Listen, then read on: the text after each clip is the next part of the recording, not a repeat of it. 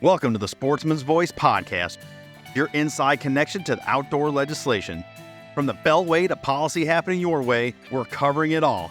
I'm your host, Fred Bird. Join us as we explore public land access, wildlife and fisheries management, Second Amendment rights, the triumphs that shape our nation, the sports we all love, and the stories that fuel our passion for the great outdoors. This is the Sportsman's Voice podcast.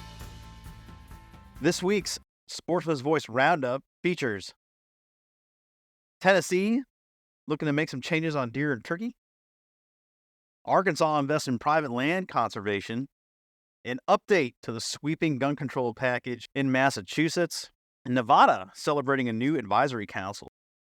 Let's get into all of that now. That's right, this is the Sportsman's Voice podcast. I am your host, Fred Bird. Thanks so much for tuning in. Before we get to this week's guest, let us check in on the stories happening across the nation with this week's TSV Roundup. So in Tennessee, turkey and white-tailed deer specifically, they're seeking public comment on adjusting seasons. Specifically for turkey, looking at public comment on bag limits, ranging from 1 to 3 birds, season length, season start date, and then potentially getting input on fall seasons and regulations there. White-tailed deer and turkey, especially wild turkey in our country, biggest success story, conservation success story in our country. Almost nearly extirpated from the landscape, both whitetail and turkey, but especially the turkey. They've been reintroduced, rehabilitated in their natural environments, their traditional home ranges, and then brought into states where they weren't found. Anyway, 49 out of 50 states has huntable population wild turkey, with the different subspecies being available. Canada, Mexico also boasting wild populations of huntable wild turkeys. Problem with the turkeys has been, as of late, if you are a turkey hunter, you know this, certain parts of the country, Tennessee, have experienced population declines. Those in the know, biologists, policymakers, people in the turkey world, obviously trying to figure that out. But in the meantime, trying to adjust for hunting pressure. It's one of the variables in this very large and unknown equation. At least it can't solve for all the variables. Certainly weather, cold springs, wet springs, influencing turkey recruitment, hunting pressure, nest predation, plenty of good studies on that. Habitat, nest phenology, some great studies on hens and repeat areas of what contributes, what influences good nesting habitat, if there is patterns, if there is something on the landscape that's good. So anyway, I'm getting kind of wonky on this because, as you guys know, I'm a big turkey nerd. These are hard conversations to have, and you have these areas where traditionally you have generous bag limits, generous season lengths, and even to that effect, fall seasons, and having these conversations to look at downgrading those bag limits and season length, and should we fall turkey hunt at all? So many rabbit holes to go down there. But at any rate, not to get heavy on the turkey stuff, but the crux of this is Tennessee's looking to make some changes, and they're seeking public input on that. So and as it concerns whitetail, they're looking at adjusting their muzzleloader season. It looks like everything else is going to stay the same.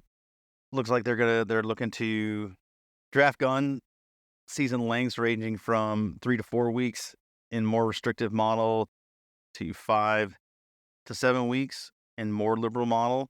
Draft bag limit for antlered deer ranging from 1 to 2 deer, and antlerless deer ranging from closed season 0 during the gun season in a restrictive model up to 3 per day in a more liberal model. Again, none of that's set in stone, but certainly an opportunity to be involved as the agency is seeking public comment there. So if you're in Tennessee, be involved. This is cool. Arkansas invests in private land conservation. Building on the Midwest's recent themes surrounding voluntary conservation opportunities for private landowners, Arkansas recently invested $3.5 million And the Arkansas Game and Fish Commission's 2023 Conservation Incentive Program highlights the steps that the states are taking to promote conservation of our nation's public trust resources on private property. In states like Arkansas, where more than 90% of the lands are held in private ownership, these investments are critical to the successful conservation of the resource you'll enjoy. Incentives to keep land open, I think, is at this point a smart play. Here where I live, we have concurrent use laws. People with large tract of private land, they get a tax break for keeping their land open to outdoor recreating, and that includes all forms. Still need to get written permission to trap, but as far as hunting and angling go, they are open to that. And that's great as more and more land becomes posted, privately held, permission not granted. Why not work with these landowners, give them tax breaks, incentivize them to keep these open? Eventually we're going to run out of space, and that's a terrifying thing to contemplate. So good deal here in Arkansas. Certainly, this is something in states where you don't have land sharing traditions like here in the Northeast and some other remote parts of the country where most of it's locked up. I think this is a good way to go, at least for now. You'd hope to encourage people and educate them that allowing management, allowing conservation professionals and managers to educate landowners the benefits of doing certain things on their land, allowing access, allowing management of game species, allowing non-game species to flourish if they have good habitat or can improve that. That's all good stuff. So Arkansas doing it again. So an update to the sweeping gun control package in Massachusetts. You guys have heard me report on this earlier on earlier shows. 120 plus page anti-firearm package going through the Bay State process. So the update is it went to a floor vote in the Massachusetts House. That passed and has now moved on to the Senate, where the Senate will either take it up or craft their own. That's in the process, TBD on a date. It was great to see Massachusetts Legislative Sportsmen's Caucus co-chairs vote against that, and Representative Nicholas Boldaga got up and gave testimony. It was a really well done. Representative Angelo D'Amelia and Representative David Vieira were 3 of the 38 nays. But as said, this was an uphill battle. 120 yays. So certainly grateful for those 38 nays. We could stand to use some more there in Massachusetts to help with this. And as the issues we've talked about here before, I mean, aside from all the insane regulations and Second Amendment issues we're talking about for the sporting community, land access.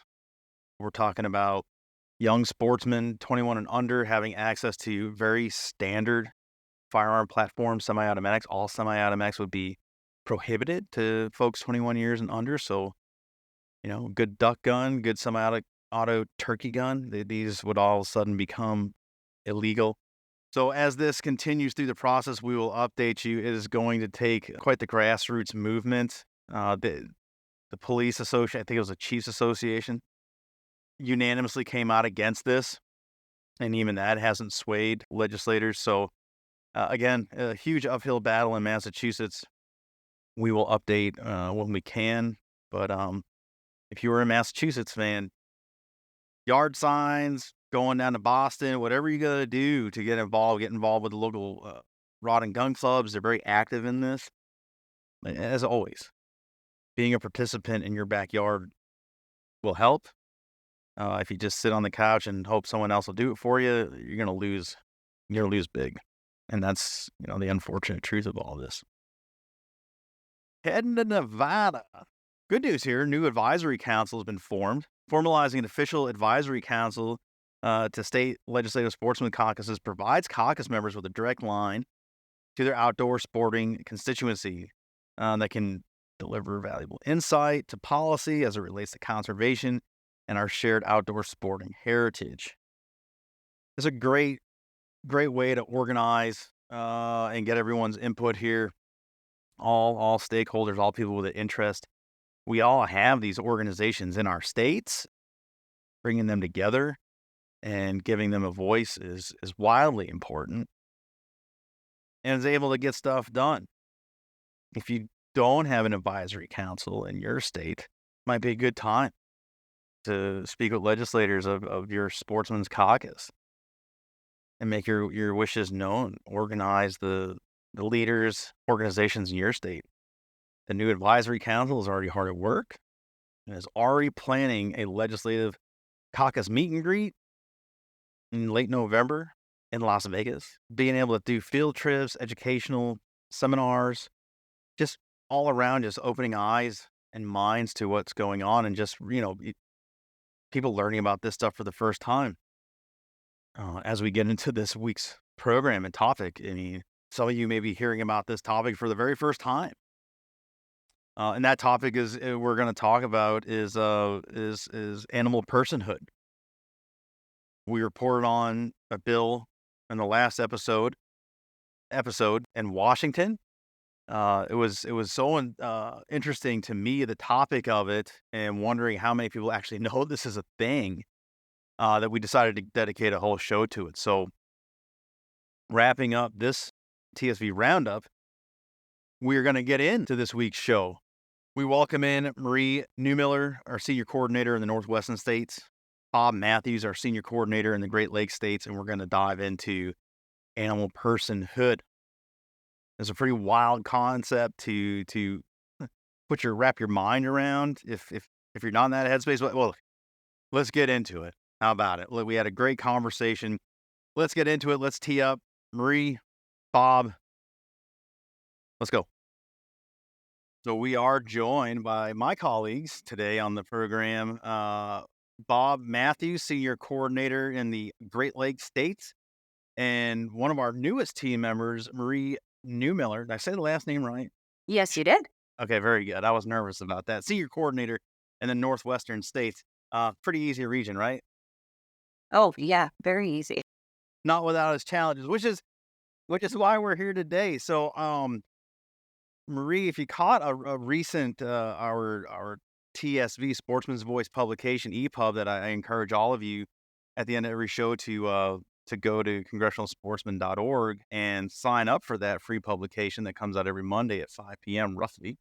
Marie did an article on wildlife and stakeholders. It was a super interesting article. Obviously the Northwest has a lot going on, not so much in favor of the sporting community. And my colleague Bob, who joins us out of the Great Lakes States, recently had some success thwarting wildlife personhood in the state of Illinois. So welcome, both of you. Thanks so much for carving the time out of a very busy day as we head into the month of December and what is going to be our annual NAS Summit. It's a very busy time for our team as we put the finishing touches on that great event that this year is held in Dewey Beach, Delaware. So, you know, let's start in Washington, Marie. What exactly here is happening? I know at the end of October, the Washington Department of Fish and Wildlife Commission was having a discussion about the proposed draft consideration of the policy. Was there any results that came out of it? And then kind of go into that, what that means for the state of Washington. So, this has been a long effort, the draft conservation policy at our commission, and it's been a long debate. They were supposed to take a vote on it in October, but it's actually been delayed. And in part, that's due to the amount of comments they've been receiving, not just from the tribes, but also from the hunting community. Hunters and fishers, pretty much the whole sportsman's community has come out in force against some of the language in that policy that they feel like comes close to granting personhood to wildlife in the state. All right. And we even had a commissioner during a presentation in August by Dr. John Organ on the North American model of wildlife management pose the question, why is wildlife property of the state? Why would we consider wildlife property at all? And that whole conversation is kind of what prompted that article, because I started to dive in deep into that that question and what would happen if we took away that property name for wildlife. And So what would happen? well, I mean, a lot of our wildlife is managed under the public trust doctrine. And if wildlife is no longer property to be managed in trust, what is it? How do we Mhm. manage it? Can anyone manage it then? Like you're changing the whole legal framework around wildlife conservation and management. So it would kind of upend even our state law names wildlife as property. So it creates an interesting conundrum that throws it all for a big loop, I guess. So the whole idea, and this seems like I guess a clever workaround, whether it's intended to be that or not, it certainly ends up that way for the non-sporting community. That's my polite way of saying the anti-crowd, right? So if you put this label or give these permissions or whatever, this personhood, which sounds contradictory in and of itself when you're putting that personhood on animals, but we'll progress. What does that mean? Now these critters, they have rights. So what does their rights look like? There was a case in Connecticut, Public Act number 16. This is Desmond's Law that was actually passed in 2016, which allows for more or less people to report neglect to animals, and then a pro bono lawyer is attached to that case to advocate on the behalf of said animal.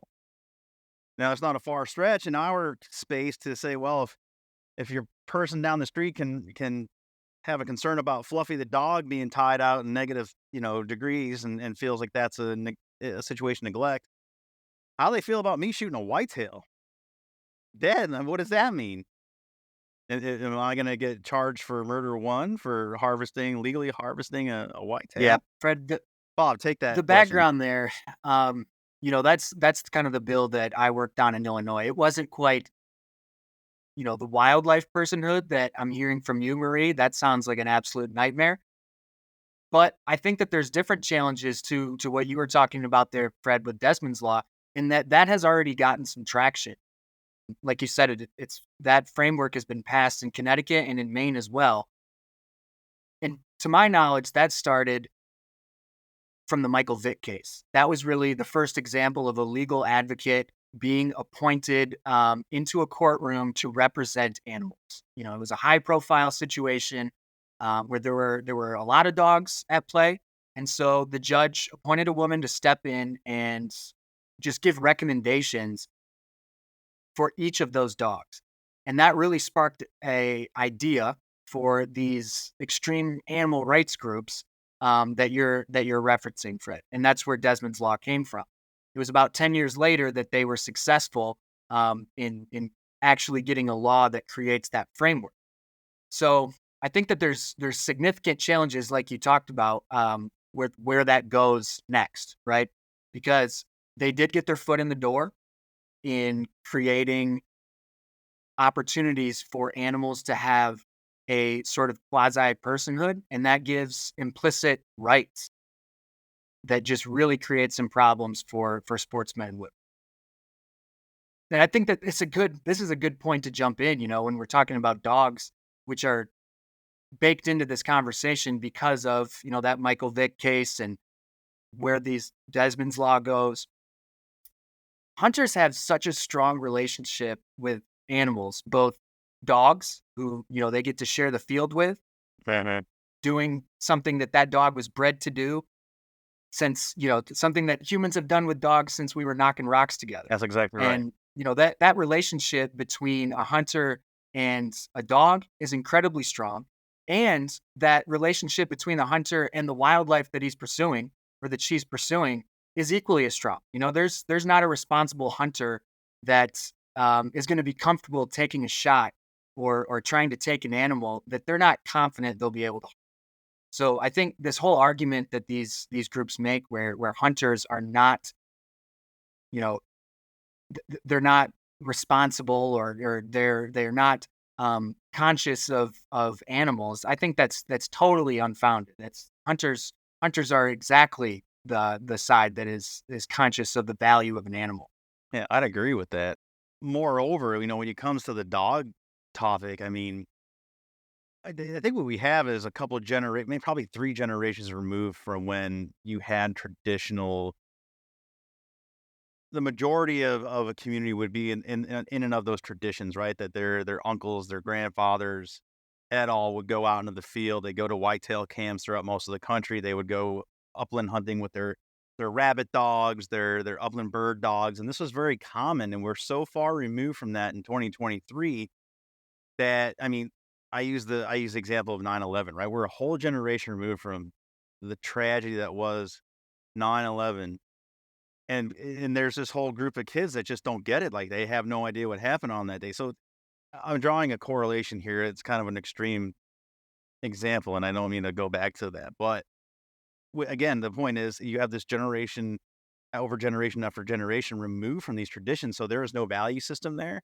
and when they look at this and they see dogs being kept in a certain way or being trained in a certain way or being worked in a certain way, they do it through the game my kids play, googly eyes, right? They have these weird lenses and they look through it through like a Disney filter, and again, once again, we have this really awesome opportunity to educate and bring people to the field and, show them, but they have to be receptive to that and Yeah. they have to be willing to come out there and do that. So, again, the leading horse to a water, and if they're not willing to drink, but, they come up with these half-baked ideas, you end up in a situation that you had to fight and that Marie now finds herself. And Marie, where are we? So you said the votes been pushed back right now. What steps are being taken? What shape is Washington in? I think what Oregon just south here was trying to eliminate hunting and fishing altogether. So I mean, you're not without your challenge in the Northwest.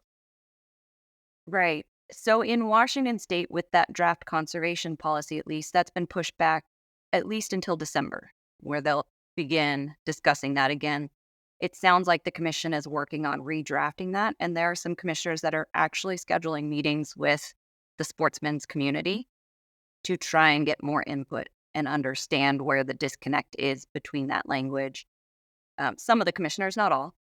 Oregon has that ballot initiative that keeps popping up. IP3, I think, is the current iteration of it that would grant protection to all animals, not just wildlife. They would end hunting and fishing, ranching, and pet ownership because breeding would be illegal.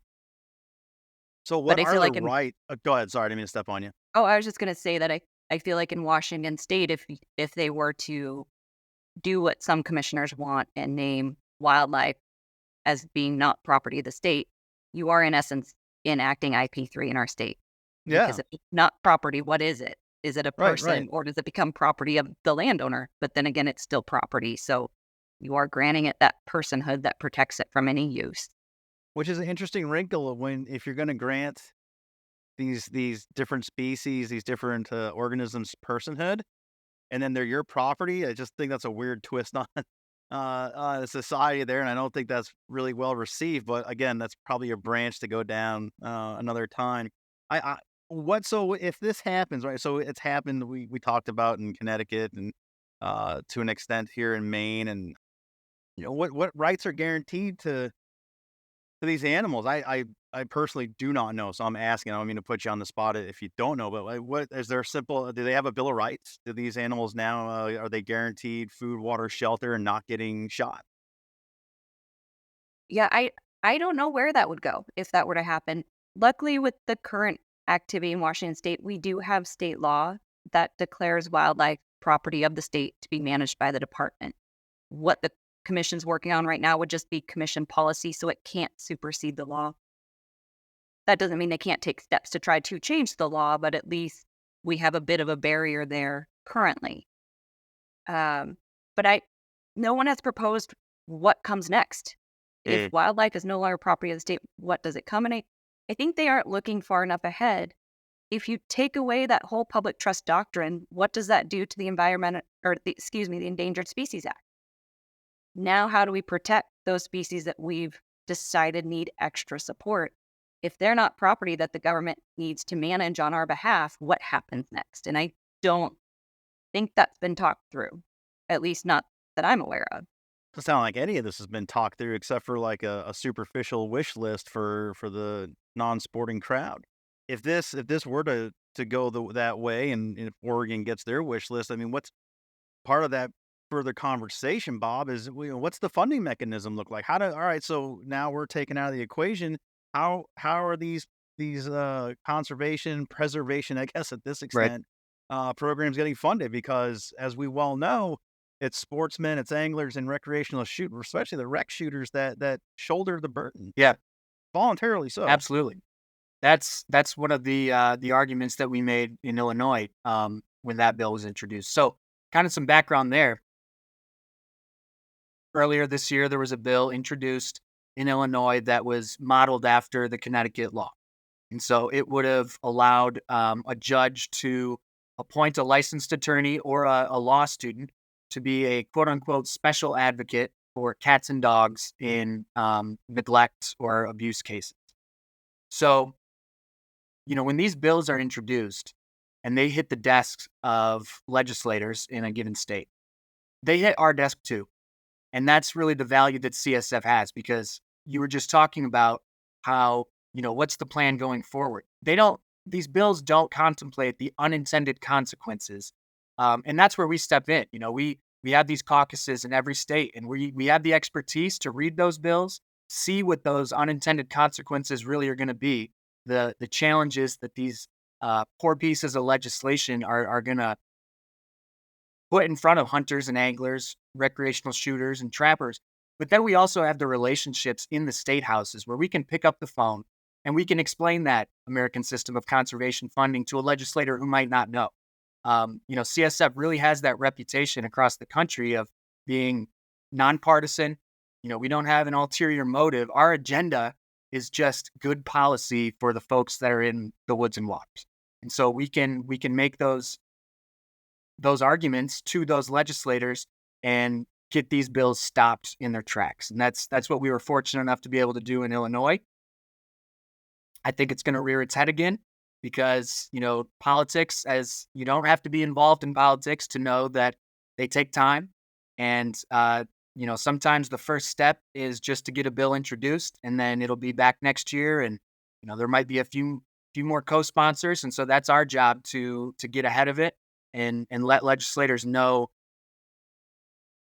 what these bills are really going to do for sportsmen and women.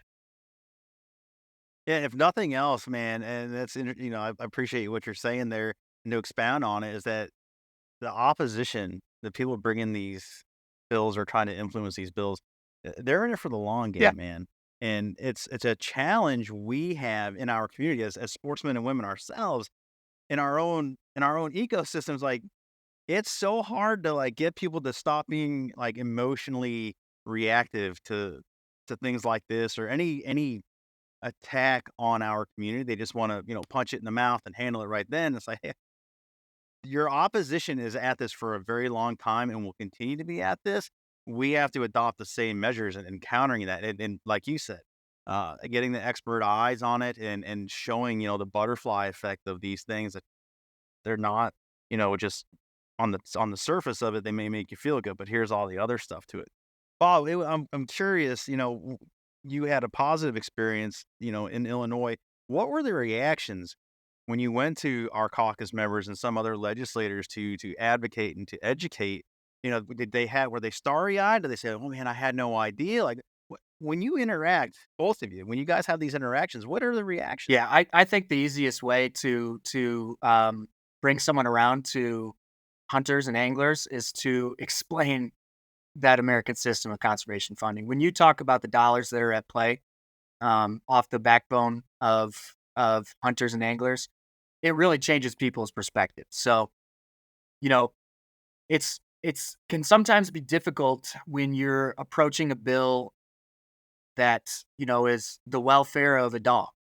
Obviously, like I mentioned earlier, hunters have a very, very special spot in their heart for the dogs that we share a field with. But being able to explain, okay, listen, this doesn't just impact dogs. This really opens the door for threatening that system of funding where, the reason that legislators they don't put a ton of money into natural resource spending bills is because hunters are already doing that for them. And so Right. explaining that, we need to make sure that I'm not going to be sued by a duck someday for trying to take a duck. Like this. It It sounds silly, sounds but silly, this but is what we're it's dealing it's with. not. It's something that some of these groups would really like to see. They'd like to see you, Fred, For wearing a sure. nice camouflage tie in the courtroom with a Yeah. duck on the other side of the room. Um, and you just have to explain to them that you know these forms of bills really don't do anything to better protect animals. Illinois, like every state, already has they already have laws in place that are against animal cruelty and neglect. And there isn't evidence that the justice system is failing to prosecute folks that do heaven forbid harm their dog or their cat. So when you see that and you say, okay, what that means is that these bills can really only be categorized as an attempt to create those implicit animal rights. It's a step forward. It's a step forward for those groups to say, okay, well, it's a dog and a cat today, but later down the line, this is going to be a white-tailed deer. And we see that with, and the two ways to get things done, legislatively or in the courtroom. And these groups are really taken to the courts, the Happy the Elephant case where they're suing on behalf of a elephant that's in a zoo, trying to get that elephant Uh-huh. legal personhood. Fortunately, we recently have gotten another decision out of New York saying that that elephant is not a person. It is in fact an elephant. Fair. But it's a constant fight, and this you, there's 167 law schools. That's my background is coming from the legal side of things. There's 167 law schools in the United States and Canada that have a form of animal law, which teaches animal Mm. personhood, which advocates against really the North American model and the public trust doctrine, Marie, like you were emphasizing the importance of. There's only 6 law schools that teach a wildlife law that is kind of the pushback on that. And so it's Wow. not just that folks are misinformed; they're miseducated. And so as more Yeah. people are joining, the policy arena, whether that's making policy through the courts or making policy legislatively, we're at a disadvantage of boots on the ground of people who understand conservation. And so that's why CSF is so important in this fight of being one of the few voices that are pushing back against this. When you bring up the animal cruelty laws, and they kind of, it's the same slippery slope, fighting those, the obvious, don't beat your cat, don't run over the dogs and stuff like that. That all makes sense. But when they're written so ambiguously, naturally the trapping community fires right up, because even though we understand and as trappers, the prescribed best management practices that are put out there, and the technology and the actual traps themselves have come so far, even in the last 20 years, that allow for non-target species catch, bycatch to be released unharmed. If nothing else, just a little inconvenience out of the animal's day, no worse for wear. These laws, are a direct assault on those, because you're left up to a perception and interpretation of that. So one person, like you said, things get settled in the court and through legislation.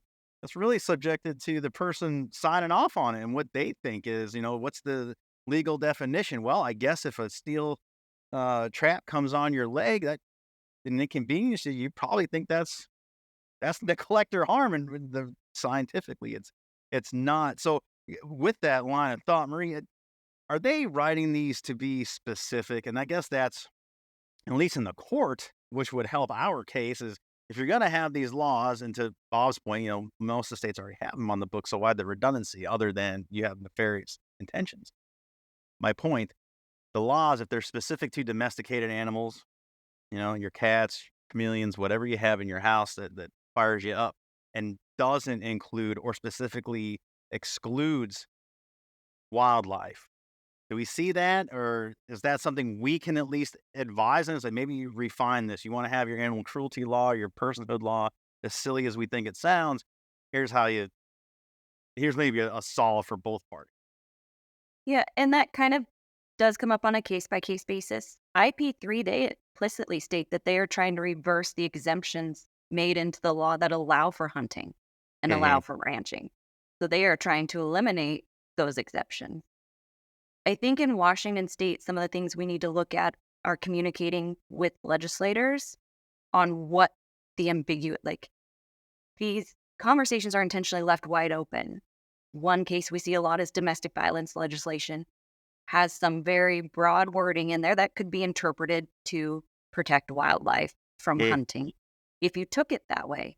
But it's really hard for a legislator to come out and vote against domestic violence protections. What I like about CSF and the tools that we have is we're able to go to those legislators and educate them on how that ambiguous language could have unintended consequences, or maybe they were intended, but most people don't see that for what it is. And so we're able to help communicate that and shift that language in a way that still protects sportsmen's rights, but also allows an important bill to go through. So it really becomes a matter of looking at each individual piece and learning how to communicate and how to educate on what would happen as a result of that law. And that's what we've been trying to do with this draft conservation policy at the commission level in Washington state. A lot of people say, but it's a conservation policy. Aren't hunters for conservation? Yes, we absolutely are. But the way this is worded has unintended consequences that either people don't see or they don't want us to see. And so we're trying to educate on, you know, when that draft conservation policy says equitable management for human and non-human life, what does that mean? Are you tiptoeing that line of granting then some level of personhood to wildlife, and where does that go? And so we keep opening those conversations and explaining why that language could be troublesome down the road.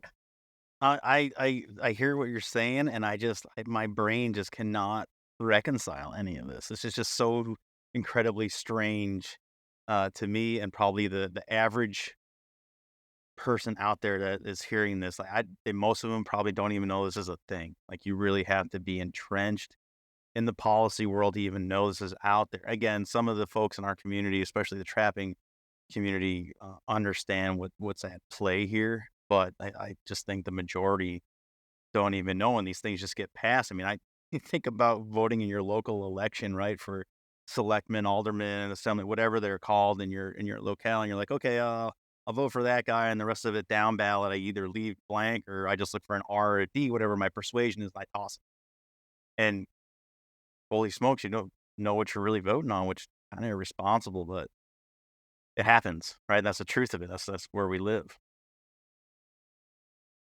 What's next, as far as trends, Bob? Do we see this cropping up in more and more states, or is it relegated to the Northeast, some of the more blue-leaning Well, states? I will certainly say that your two regions, the Northeast and the Northwest, have some challenges that I'm not jealous of.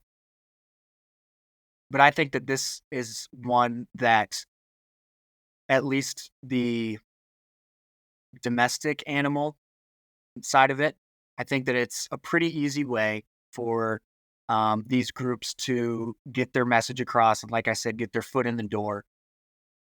And I fully expect it to be back in Illinois next year. I fully expect to see it in another state. Who knows which one it'll be, but you touched on this. That these groups are persistent and they're playing the long game. They have money, and they can slide these into any state that they wish. So I don't think that this is a growing problem. It's one that isn't maybe as big currently as some other things, but I think that it has the potential to be one of the biggest problems down the road because without the constitutional right to hunt and fish, which does exist in many states, and thanks to some of the work by CSF and our partners to Yeah. get that done.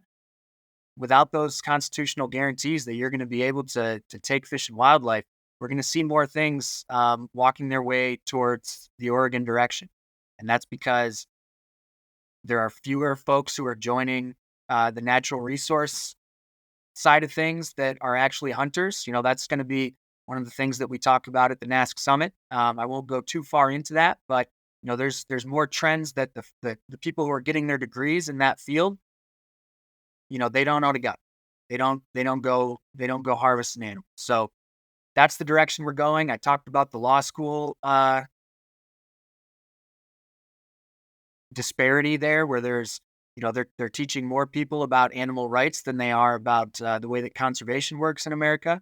And so we're certainly going in a direction that that needs a group like CSF to be there and stop it from continuing and to pervade our books, because it's not going away. The right to hunt and fish topic is wildly important, and like you said, there's quite a few states. We're close to having half the states in the country on board with that. I know there's some ballot initiatives that are coming out here. I think Ohio's up next. I think is on deck here. That they tomorrow. They're It's not. So I'm working on that one. So I will say that it's not to the ballot yet, but it's at least being debated in the legislature to bring it to the ballot. okay. Very good. Yeah. Yeah. Okay. And as we record this, I think it's tomorrow, right? Then I read that. So big doings in Ohio. But again, back to that. y- w- And that's not for the listening audience. Again, this is an opportunity to educate. That's not something you're just gonna call your local representative and be like, "Hey, man, I really want this taken up. I need someone to write this law because I'm the loudest guy in the room and I need this to happen."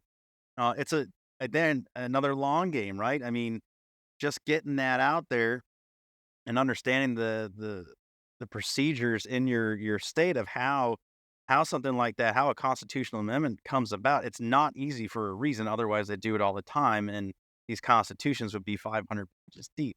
So there is a lengthy process. There is a education and marketing campaign that goes into these. It takes a lot of resources, and by resources, we're talking cash money. And unfortunately, our community is not the most wealthy as far as research because we're small, and a lot of our success is predicated on nonprofits, on agencies that are already cash strapped. So we face an uphill battle going against these well-funded uh, folks that just don't care for what we do and would like to see us have that ended. So again, to Bob's point, championing that and working on that in your local communities and your states where you don't have it and being organized is going to help thwart a lot of this because what once was the trappers, the houndsmen, and the bear hunters, they've changed tactics. This is the new darling in the room for them. That's something that they can get a foot in, and they've done it and they're doing it. And like Bob and Marie have said, this is going to rear its head throughout the country because here they found another strategy to tap into because they know beating up the houndsmen, the bear hunters, and the trappers is old news. They can continue to do that and stress resources for us fighting those battles, but they get pretty good pushback, and we kind of have good arguments against that. And it's just it's a troubling strategy that they have here, and it's going to take all of us. Yeah, absolutely. That's We have conversations all the time in state houses across the country, and a lot of it is trying to educate legislators as well as convince them of the importance of the role that sportsmen and women play in conservation. And you can't go out and enjoy the outdoors without a hunter buying a license, or somebody buying some ammunition. So um, we just have to keep hammering away that message and make sure that the legislators learn that, because um, without hunters and anglers, there's no hunting and angling. So um, that's what we're working on all Yeah, the for time. sure. Uh, as we get to the end of our session here, I wanted to let you both have the opportunity to talk about other things happening in your regions that we can let the audience know. Marie, I'll start with you. Northwestern states, if you want to dial in a little bit more, what states you are under your care, and talk about anything that's heavy, heavy hitting stuff. Great. So I get the opportunity to work with Alaska, Washington, Idaho, Montana, and Wyoming. Alaska has a lot of issues with the Federal Subsistence Board. That state's fun to work on because it's so unique from all of our other states. They have a lot of the same issues that we face, but also because of subsistence and different lifestyles out there, they have some unique issues that are a lot of fun to look at. They did just have a new individual named to manage kind of that federal subsistence board. So there's a lot of efforts around that, and those meetings are always going on. I think there was one last week. And that creates an interesting thing around dual management. You have both the state and the federal subsistence board trying to manage the wildlife populations, and how do you do that effectively? In Washington state, of course, we have a big push on what we've been talking about today on wildlife as property or wildlife getting personhood. Kind of the ethics around hunting is a debate that is constantly going on. Our next event happening in Washington state is the Wolf Advisory Group. That meeting will take place Wednesday and Thursday this week. And one of the topics we are going to be talking about is wolf livestock conflict, and how do we solve that? How do we work through that? Which one do you give priority to? Do you give priority to the livestock and those ranchers that are raising food for people, or do you give priority to the endangered species in that area? So that always creates an interesting Did I debate. read? And a lot of the Did I Northwestern read they're state. trying to reintroduce Yeah, go grizzly ahead. bears to Washington, or they're talking about it? The Cascades area, yeah. So kind of north central Washington, they're looking at reintroducing grizzly bears. We're already a predator-rich state, so it would make it very interesting here, especially on management of the Yeah, mule deer herds yeah. in that area, because we just had several packs relocate into that same area, so they've got new pressure from those wolves. If you add grizzly bears in that time when they're trying to adjust to the new predator of the wolf, now you add grizzly bears. What does that do to those mule deer Yes. populations and the elk in that area? Easy stuff. Easy. A lot of Yeah, predator-rich issues yeah, in the yeah. northwestern state, definitely. Bob, how much I mean, we touched on one there in Ohio. What else is happening in your region?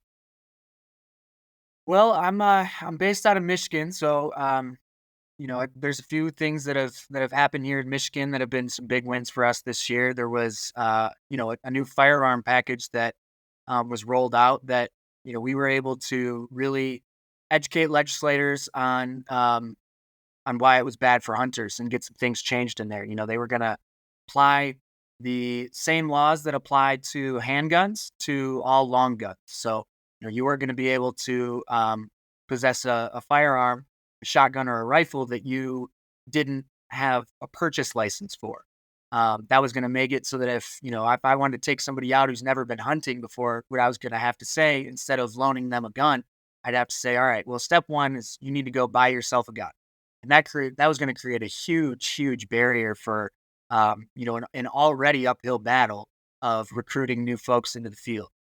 So we were able to get some meetings because of leveraging that bipartisan reputation that we have. We were able to get some meetings with leaders in the legislature and explain why that was going to be really detrimental, not only to hunters and anglers, but to the state as a whole. Hunting and angling it's a $11 billion industry every year in Michigan. Supports 71,000 jobs. Does the same thing in every state across the country. Mhm. So that was a big win to be able to explain and get some of those sections changed out of that firearm package, which may have been sort of you know a guarantee that it was going to get across the finish line. It's just how it was going to get across the finish line and what it was going to do to sportsmen and women. So that was a big win. Just this last week, another win in Michigan. We had capped off an almost 10-year effort to revamp the commercial guiding, or really create a commercial guiding framework that is going to supply better reporting to the DNR so that they can better manage the resources in the state. Going to create some new funding revenues for the DNR, and that was a big win that's going to just kind of increase consumer confidence. If you're going to come to Michigan to try to get yourself a bear up in the UP, or grab an elk, then you're going to have a guide that knows what they're doing, and you're going to have the best experience that you could possibly have. Out in Minnesota, had another win that was a multi-year effort. Got crossbows to be fully incorporated into archery season. That's a big R3 win because it keeps folks who maybe aging out of pulling a bow back. It might keep them in the tree stand. So Or new folks coming in, and giving them also it's a confidence booster. yeah, So I want them to have good first experiences. Absolutely. That transition from maybe being a gun hunter to trying to get into archery, but it's in between there, or maybe someone didn't want to start with a gun, they started with a crossbow. So real solid victory there in Minnesota.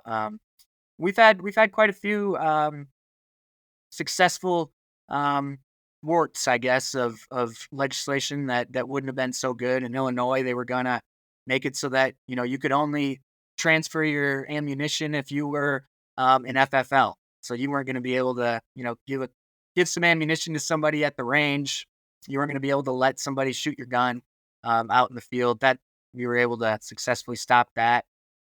There's lots of things, and there's lots of things that we do around the country all the time, and those are just a few, but I think next year is gonna be another good year for sportsmen and Yeah, women. that ammo thing is a popular one popping up, at least in some of the more unfriendly territories. Marie probably understands that as well. So that's a Yeah. more interesting wrinkles. No, and exactly right. What we say on this program all the time is the work we do is really the work in your state capitals, in your backyard. So um, you got two fine examples here of super smart, well educated folks that are out there advocating and educating on the sportsmen and women and recreational shooters of this great country in those states. You just heard them, and we have team members all across the country. We do great stuff on Capitol Hill and the Beltway, and you folks got to meet Taylor Schmitz on the last program, and you've heard from our CEO in the past on our first episode, and you'll continue to hear from all of our team. But the yeoman's work, I think, and some of the most important work we do is right in our state capitals because it has a direct effect on all of the sporting community. Some of the bigger things that catch the headlines, yeah, that's I guess, popular headline fodder, but again, the grunt work, the real hard stuff, the carry is right there in your backyard. So, and again, as I say in every episode, it takes our community to be involved. So knowing at least who your local representative is, at least know their name, and then participating in those off election years. So here in New Hampshire, like every 2 years, we're voting people in and out. And if it's not the presidential election, it doesn't get as much attention, and that's a trend across the country. But you got to get involved in those at a very minimum, and then you know it doesn't take but two or three phone calls or fired up emails to get these folks' attention. They don't really hear from their constituents all that often, so when they do, it grabs their attention. So write those letters and make those phone calls, leave messages. Don't be afraid to do it because they definitely get them, and they will listen. And really, it's not an exaggeration. Two or three phone calls of angry sportsmen, that'll light a fire every time. So be involved. It only takes guys. Any parting thoughts as we wrap up here? Well, I'd just say thanks for having us on. Yeah, no, it's a This pleasure. topic is one that we talked about is going to continue to be a topic of discussion in our field. Might not be one that's on the forefront right now, but I think that it will be in the future. So, good decision to talk about it early on. I think so. Yeah, thanks for having me on. For sure, and thanks to Marie for the inspiration. It was a very well written article. Yeah. Yeah. Thank you for taking up this topic. It can be a bit of a deep dive sometimes, but it's really important. And I think to touch on what you said, having people writing their legislators has a big impact. And we saw that in Washington state. Just the sportsman outreach on that draft conservation policy is changing some of the language and slowed down that process that seemed like it was going too fast. And I think that's really important. Staying connected with groups like Congressional Sportsman Foundation to find out about those issues and then being active when you do find an issue that you take interest in is very important. So I appreciate what you're doing to help kind of share the message of what we're working on Yeah, for sure. in Well, our it's state. a good platform for our team to have and hit the airwaves and the email accounts as best we can and telling all these stories, good, bad, or indifferent. But that's how we're gonna make folks aware. If they don't want to do it for themselves, we're happy to do it on their behalf. Just do something with the information, right? So great show, guys. Thanks for the information. I appreciate it. Thanks so much to Bob and Marie for coming on. Thoroughly enjoyed the conversation. It is like many things right now in the state of affairs, it's just wild times, man, and wild things going on. And I still have questions. I still can't reconcile the whole thing. And I stand by just some people just have nothing to do. I think we're better as a society and community when we're busy and we have good things to focus our time on. Animal personhood is just one of those, it just really seems made up. It just doesn't make any sense. And especially to Bob and Marie's points of we already have, I think most states already have, if not all states have abuse laws for animals. And there are standards in big ag, on farms of how these animals are treated. So the redundancy in this just it stinks is what it stinks of gamesmanship. It stinks of technicalities, kind of making stuff up on the fly to circumvent traditional arguments and create a new one. And this one's out there, man. Like I put this out there with alien existence. Like it just somebody trying to convince the rest of us that this is a real thing. And while the aliens have yet to be proved or disproved, this one just doesn't make sense. And that's where I'm sticking on it. Nevertheless, it's going to require you and the community, our legislators, when this kind of garbage comes up, that we head it off and do so enthusiastically. Call it for what it is. Highlight existing law, highlight existing regulations that already exist, and ask the question, why are we doing this if this stuff already exists? And the only conclusion you can come to is that it's an end around, like I've said, to put the kibosh on hunting and angling and trapping.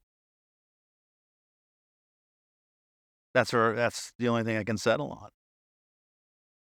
But if you're talking to people that aren't super wonkish about this and don't live this every day or professionally are integrated into this, and you're hearing this for the first time, you're like, oh, not hurting animals makes a lot of sense.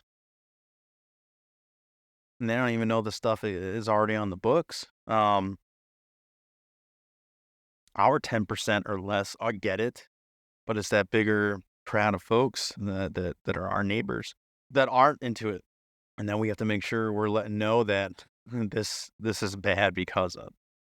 I hope you guys enjoyed that. I hope it's inspired and intrigued you to ask more questions, to look out for this stuff, and then pass this information along to folks within your community.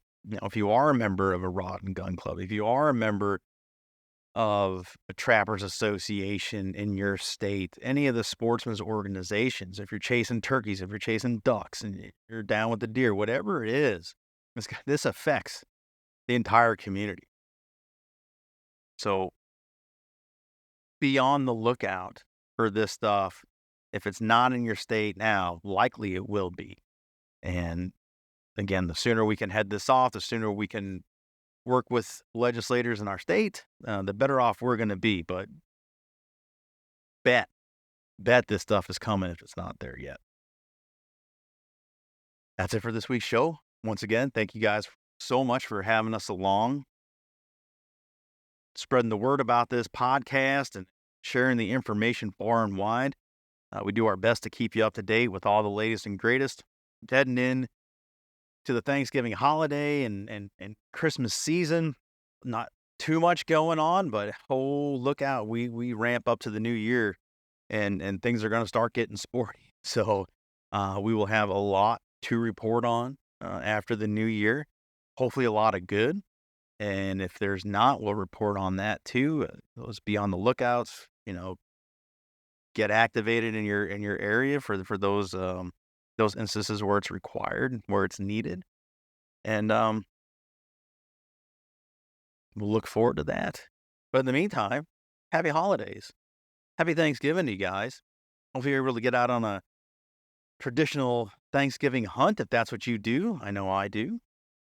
It's always great to get in the woods and get freezing cold and come into a warm house with the smell of apple pie and turkey cooking or smoking, which I highly recommend if you're into the smoking of meats. There's no better way to have a turkey, in my opinion. I've tried them all.